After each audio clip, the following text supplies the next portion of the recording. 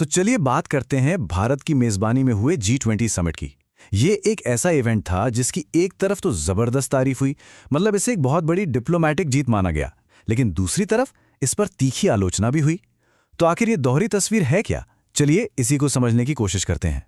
सोचिए, दुनिया इस वक्त कितनी ज्यादा बंटी रही है, खासकर यूक्रेन युद्ध को लेकर। ऐसे में किसी भी तरह के समझौते पे पहुंचना ये लगभग नामुमकिन सा लग रहा था। मतलब समिट शुरू होने से पहले ही माहौल ऐसा था कि ये शायद फेल हो जाएगा। और सिर्फ ऐसा लग ही नहीं रहा था, बल्कि दुनिया भर के जो बड़े बड़े एक्सपर्ट्स थे, जो एनालिस्ट थे, वो सब यही कह रहे थे। उनका साफ मानना था कि भाई कोई जॉइंट डिक्लेरेशन यानी साझा घोषणा पत्र तो आ ही नहीं सकता। दरारें इतनी गहरी हैं कि उन्हें भरना नामुमकिन है। लेकिन फिर जो हुआ उसने सबको चौंका दिया। भारत ने एक तरह का सरप्राइज दे दिया। 100% सर्वसम्मति। मतलब दिल्ली समिट में एक ऐसा घोषणा पत्र आया जिस पर अमेरिका, रूस, चीन, हर एक सदस्य देश ने अपनी सहमति दी। ये अपने आप में एक बहुत बड़ी बात थी। तो सवाल उठता है कि ये हुआ कैसे? ये डिप्लोमैटिक जादू हुआ कैसे? इसका जवाब एक बहुत ही दिलचस्प स्ट्रैटेजी में छिपा है, जिसे कहते हैं क्रिएटिव एम्बिग्विटी या रचनात्मक अस्पष्टता। अब जरा यहां देखिए, ये फर्क ही पूरी कहानी बता देता है। 2022 में जो G20 का डिक्लेरेशन आया था, उसमें साफ साफ रूस की निंदा की गई थी, लेकिन 2023 में भाषा ही बदल दी गई।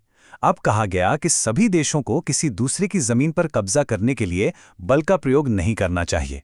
अब देखिए, ये एक ऐसा सिद्धांत है जिससे कोई भी देश कम से कम खुले तौर पर मना नहीं कर सकता, और यही था वो बड़ा बदलाव। और इसी को कहते हैं क्रिएटिव एम्बिग्विटी, मतलब जानबूझकर ऐसी भाषा का इस्तेमाल करना जो थोड़ी गोलमोल हो, ताकि हर कोई इससे सहमत हो जाए और अपने अपने हिसाब से उसका मतलब निकाल ले। ये सच में एक डिप्लोमैटिक मास्टर स्ट्रोक था। ऐसे यूनिवर्सल सिद्धांतों पर जोर दिया गया जिनका कोई भी खुलकर विरोध कर ही नहीं सकता था। सिर्फ इतना ही नहीं, इस लड़ाई को सीधे सीधे दुनिया के जरूरत की चीजों से जोड़ दिया गया, जैसे कि खाना और एनर्जी। यूक्रेन से आने वाला अनाज, रूस से आने वाला तेल। कहा गया कि इन जरूरी चीजों के इंफ्रास्ट्रक्चर पर हमले नहीं होने चाहिए। अब ऐसे में कोई देश कैसे मना करता? मना करने का मतलब होता कि वो पूरी दुनिया की स्थिरता के खिलाफ है।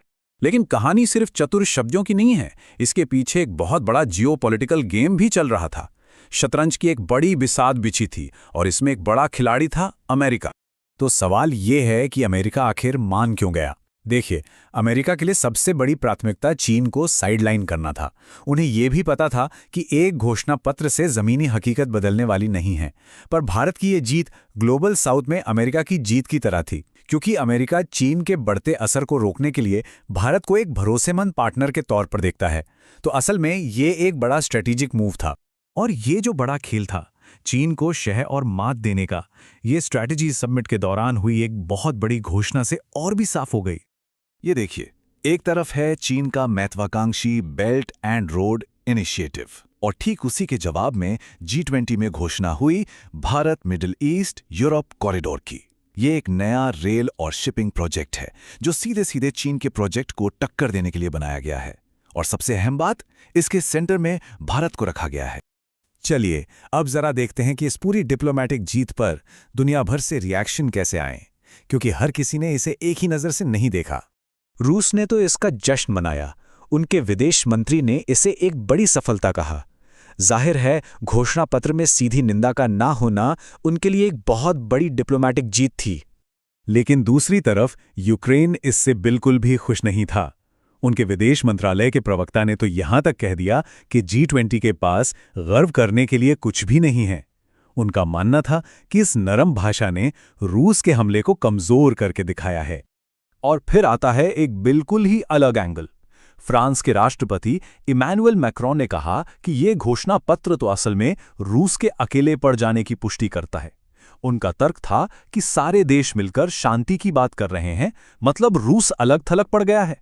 देखिए, एक ही टेक्स्ट और कितने अलग अलग मतलब। तो एक तरफ तो ये जबरदस्त डिप्लोमैटिक कामयाबी थी, लेकिन इस चमक के पीछे एक साया भी था। एक ऐसी समस्या जिसकी वजह से विश्व मंच पर आलोचना भी हुई।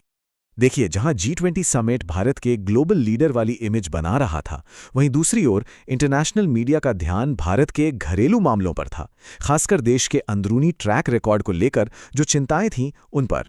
इसका एक छोटा लेकिन बहुत अहम उदाहरण ये था कि अमेरिका ने इस बात पर जोर दिया कि डिक्लेरेशन में धार्मिक सद्भाव यानी रिलीजियस हार्मनी पर एक क्लॉज जरूर डाला जाए। अब इसमें किसी देश का नाम तो नहीं लिया गया, लेकिन कई लोगों ने इसे एक सीधा संकेत माना। लेकिन जो सबसे तीखी आलोचना हुई वो प्रेस की आज़ादी को लेकर थी, और ये बात इस फर्क से और भी ज्यादा उभर कर सामने आई। अमेरिकी राष्ट्रपति जो बाइडेन ने G20 के ठीक बाद कम्युनिस्ट देश वियतनाम में तो एक पूरी प्रेस कॉन्फ्रेंस की, लेकिन लोकतांत्रिक भारत में उन्हें कथित तौर पर इसकी इजाज़त नहीं मिली। ये बात बहुत से लोगों को खटकी।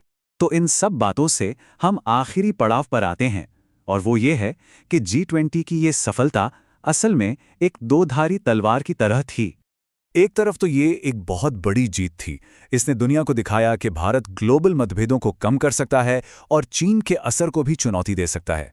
लेकिन दूसरी तरफ इसी समिट की वजह से प्रेस की आज़ादी जैसे घरेलू मुद्दों पर दुनिया का ध्यान गया, जो आगे चलकर भारत की ग्लोबल एक्सेप्टेंस में एक चुनौती बन सकता है।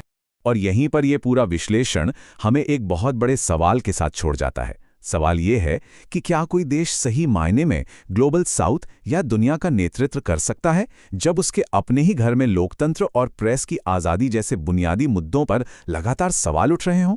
ये एक ऐसा सवाल है जो आज के दौर में ग्लोबल लीडरशिप का मतलब क्या है, इसी पर एक सवालिया निशान लगाता है।